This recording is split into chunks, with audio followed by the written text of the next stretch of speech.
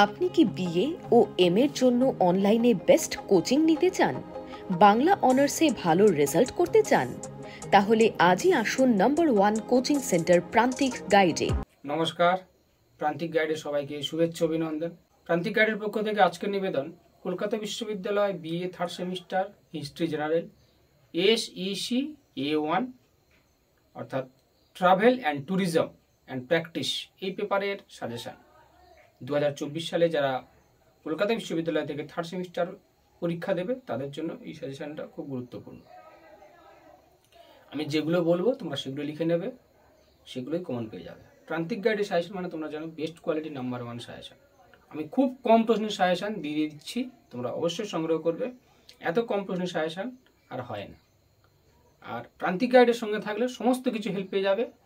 যেগুলো আমি দেবো এর বাইরে আর কিছু করতে হবে না, এর বাইরে আর অন্য কোনো প্রশ্ন সাজেশন ফলো করার প্রয়োজনই পড়বে না। যেগুলো দেবো সেগুলোই কমন পেয়ে যাবে। তাই অবশ্যই প্রথম থেকে শেষ পর্যন্ত ভিডিওটা দেখবে, ফলো করবে এবং বন্ধুদেরকে শেয়ার করবে, একটা লাইক দেবে। কারণ আমি সব থেকে কম প্রশ্নের সাজেশন কিন্তু দিই। কমন তো সেটা পরের ব্যাপার, কিন্তু এত কম প্রশ্নের সাজেশন আর হয় বলে মনে হয় না। 8টা 10টা 5টা 6টা করে কোশ্চেন দিই, খুব কম প্রশ্নের সাজেশন দিয়ে দিচ্ছি। তোমরা অবশ্যই সঙ্গে থাকো, সমস্ত হেল্প পেয়ে যাবে। প্রান্তিক গাইডের সঙ্গে থাকলে সব কিছু সাহায্য করবে। এই পেপারে কিন্তু 80 পাওয়া যায়। থেকে শুনে রাখো, যারা এই পেপারটা নিয়েছো খুব ভালো করেছো। আমি মনে করি এই পেপারটায় কিন্তু 80 নাম্বার পাওয়া যায়, থিওরি অ্যান্ড ইন্টারনাল মিলে। থিওরি এবং ইন্টারনাল মিলে কিন্তু 80 পাওয়া যায়। তাই অবশ্যই তোমরা এই পেপারটা খুব ভালো করে পড়বে। কারণ এই পেপারের সব থেকে গুরুত্বপূর্ণ বিষয় হলো 50 নম্বরে একটা নোটস লিখতে হবে 1000 শব্দে। এই নোটসটা কিন্তু আমি ইউটিউবে আপলোড করে দিয়েছি আমার চ্যানেলে। এই নোটসটা সংগ্রহ করো, লিঙ্ক আমি ডিসক্রিপশন বক্সে দিয়ে রাখবো। 50 নম্বর নোটসটা সেটাই পড়বে। ওইটা যদি লিখতে পারো কেউ, একটা নোটস লিখলে তোমরা 40 পেয়ে যাবে। 30-40 নম্বর ওই একটা নোটস থেকে পেয়ে যাবে। মানে পাস করবার মূল চাবিকাঠি ওই একটাই নোটসের মধ্যে লুকিয়ে রয়েছে। একটা নোটস লিখলেই তোমরা 30-40 নাম্বার পেয়ে যাবে। আমি লিঙ্ক ডেসক্রিপশন বক্সে দিয়ে রাখবো, তোমরা ইউটিউবে দেখো, আমার চ্যানেলে দেওয়া রয়েছে, আপলোড করা রয়েছে। অবশ্যই সংগ্রহ করো ওই নোটসটা। 50 নম্বর প্রথম একের দাগে পড়বে একদম। তোমরা সম্প্রতি পরিদর্শন করেছো এমন একটি হিস্টোরিক্যাল প্লেস, মিউজিয়াম, এইরকম কোনো একটা স্থান সম্পর্কে 1000 শব্দের মধ্যে একটা প্রতিবেদন লিখতে হবে। সেই নোটসটাই আমি দিয়ে দিয়েছি। এই কোশ্চেনটাই তোমাদের থাকবে, অবশ্যই থাকবে। আর এই নোটসটাই আমি দিয়ে দিয়েছি। এটাই তোমরা পড়ো, এটাই তোমরা পরীক্ষায় গিয়ে লিখবে। আমি যে নোটসটা দিয়েছি এর কোনো বিকল্প হবে না, এটা আমি চ্যালেঞ্জ দিয়ে বললাম। ওইটা লিখলেই তোমরা 30-40 নাম্বার পাবে। যদি ঠিকঠাক লিখতে পারো, একদম কপি পেস্ট লিখতে হবে, একদম হুবহু মুখস্থ করতে হবে। এখন থেকে ওটা শিওর পড়বে, জেনুইন ভাবে পড়বে। ওটাই পড়ো, ওটাই পড়ে যাবে। যেটা দিয়েছি, যে কোশ্চেনটা, যে নোটসটা আমি দিয়েছি ওটাই পড়াশোনা করো।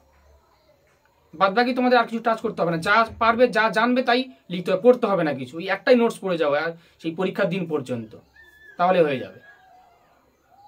15 নম্বরের দুটো করতে হয়, সেগুলো এবার লিখে নাও। তাহলে তোমরা একের দাগে জন্য করছো সম্প্রতি পরিদর্শন করছো এমন একটি ঐতিহাসিক স্থান, মিউজিয়াম বা জাদুঘর, এইগুলো সম্পর্কে লিখতে হবে। আমি এই নোটসটা দিয়েছি, এটাই ফলো করো। 1000 শব্দের মধ্যে লিখতে হবে। আমি যেটা দিয়েছি এর বিকল্প হবেই না। তোমরা নোটসটা একবার দেখলে তারপর বুঝতে পারবে, কথার সঙ্গে মিলিয়ে নেবে। আর ওইটাই লিখলে ওটাই পাস করে যাবে। আমি ডিসক্রিপশন বক্সে দিয়ে রাখবো। 15 নম্বর জন্য লিখে নাও এবারে, ভারতের শিল্প ও স্থাপত্যের উল্লেখ করে ঐতিহ্য শব্দের ব্যাখ্যা করো, অথবা স্থূল ঐতিহ্য, ব্যবহারিক ঐতিহ্য বলতে কি বোঝো সে সম্পর্কে আলোচনা করে। একই কোশ্চেন, একই অ্যান্সার। পরের প্রশ্ন, ভারতীয় স্থাপত্যের বিশেষ উল্লেখ সহ ঐতিহাসিক পর্যটন সম্পর্কে আলোচনা করো। ভারতীয় স্থাপত্যের বিশেষ উল্লেখ সহ ঐতিহাসিক পর্যটন সম্পর্কে আলোচনা করো, এটা করবে। পরের প্রশ্ন, মুঘল স্থাপত্য শৈলীর বৈশিষ্ট্য, মুঘল স্থাপত্য শৈলীর বৈশিষ্ট্যগুলি আলোচনা করো। পরের প্রশ্ন লেখো, ভারতের শিল্প ও স্থাপত্যের উল্লেখ করো। ভারতের শিল্প ও স্থাপত্যের উল্লেখ করো, এইটা। অথবা ওখানে দেখবে ওই 2-এর দাগে থাকে একটা টিকা করতে 7.5 করে। মোটামুটি বি গ্রুপে বা খ গ্রুপে দুটো অ্যান্সার লিখতে হয়। একটা 15 লিখতে হয়, 15 30 নাম্বারের। এবার একটা পুরোপুরি 15, অথবা আর একটা করতে হয় 7.5 করে 15। আমি মনে করি এই টিকাটা করা দরকার 7.5 করে। আমি যে কটা দিচ্ছি সে কটাই পড়ো। এখান থেকে দুটো শিওর পাবে, এখান থেকে শিওর দুটো পাবে।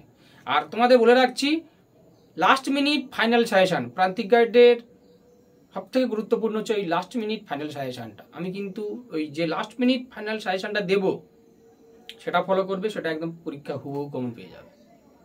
খুব গুরুত্বপূর্ণ কিন্তু এই লাস্ট মিনিট ফাইনাল সাজেশন। তোমরা অবশ্যই চ্যানেলের সঙ্গে থাকবে, ফলো করবে, লাস্ট মিনিট ফাইনাল সাজেশনের জন্য অপেক্ষা করবে।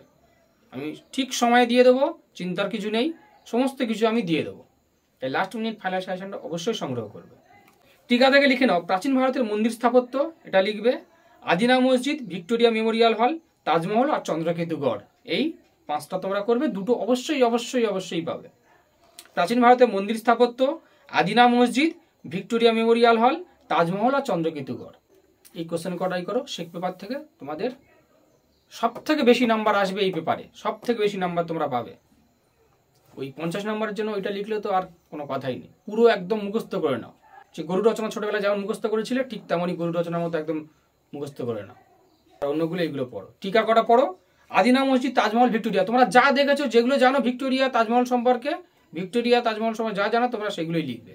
চন্দ্রকেতুগড়, আদিনা মসজিদ, এগুলো বানিয়ে বানিয়ে লিখবে, একবার দুবার অল্প করে পড়বে। আর যে 15 নম্বর যেগুলো বললাম, এই পর্যটন, মোগল স্থাপত্য শৈলী, শিল্প স্থাপত্য উল্লেখ করে ঐতিহ্য শব্দ, এই কটা মুখস্থ করো, অবশ্যই পেরে যাবে। সব থেকে বেশি নাম্বার পাবে, আবারও বলে রাখছি এই পেপারটা, আমার কথা মিলিয়ে নিও। যে কোশ্চেন কটা বললাম আমি, সেই কটাই তোমরা পড়বে, সেগুলোই তোমরা ফলো করবে, সেগুলোই একদম মুখস্থ করে যাও। প্রান্তিক গাইডের সঙ্গে থাকো, সব হেল্প পেয়ে যাবে, সমস্ত কিছু হেল্প পেয়ে যাবে। আর যে সাজেশন আমি দেবো সেগুলোই ফলো করবে, তার বাইরে কিচ্ছু করতে হবে না।